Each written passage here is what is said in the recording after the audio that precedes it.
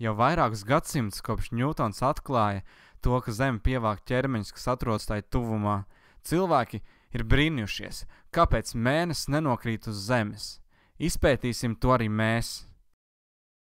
Mēnesis pārvietojas noteiktā ātrumā, un ja uz to nedarbotos nekādi spēki, tad Mēnesis arī kustētos pa taisni.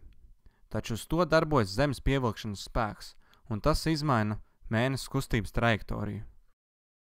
Un mēs varam redzēt, ka Mēnesis turpina kustību tajā virzienā, kur viņam ir ātrums, taču Zeme viņu pievelk, un tāpēc trajektorija mainās un nedaudz noliecās un neattālinās no Zemes.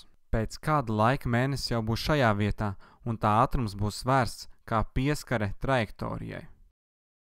Protams, arī šajā vietā uz Mēnesi darbosies Zemes pievilkšanās spēks, un tas būs vērsts tieši uz Zemes centru, un apzīmēsim to ar F gravitācijas. Mēnesis ir pakustējies, un šajā attālā gravitācijas spēks vairs nav vērsts uz leju, bet ir vairāk pa kreisi, un līdz ar to arī trajektorija novirzīsies pa kreisi. Mēs nonākam nākamajā punktā.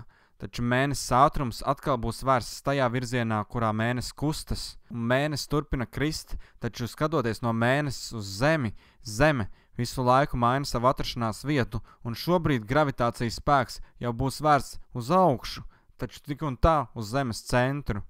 Mēnesis turpina virzīties ātruma virzienā, taču Zeme to pievelk, un trajektorija novirzās no zaļās bultiņas. Tā ir vienādā attālumā no Zemes, līdz gala beigās sasniedz to pašu sākuma punktu, no kura mēs sākam, un Mēnesis kustība atkal turpināsies līdzīgā veidā.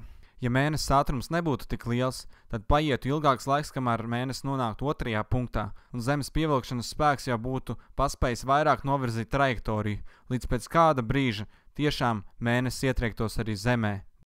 Pretējā gadījumā, ja Mēnesis ātrums būtu lielāks nekā tas ir īstenībā, tad Mēnesis lidotu tik ātri, ka Zemes pievilkšanas spēks nespētu tik ļoti ietekmēt tā trajektoriju, un Mēnesis izlidotu ārpus no Zemes orbītas, varbūt riņķot apkārt Saulei, bet ja ātrums ir ļoti liels, tas varētu pat izlidot ārā no Saules sistēmas.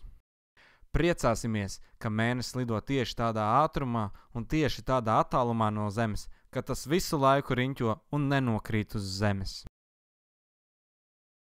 Noskaties arī citus mācību video. Ienāc mācībvideo.lv